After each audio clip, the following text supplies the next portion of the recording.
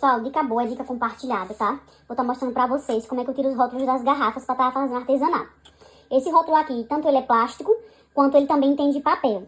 Eu deixo de molho aqui pelo menos uns 25 minutos, né, dentro de água, com sabão, tá? Depois, eu tiro os dois rótulos.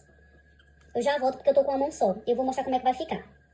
Ó, eu terminei de retirar, tá vendo? O plástico e o papel. E fica assim, grudezinho da cola, tá vendo? Pra tirar fácil, rapidinho, você vai usar um pedacinho, né, de bombril, tá? De palha de aço, como você chamar, com sabão e vai passar. Não tem dificuldade, aqui só tem em 2 minutinhos.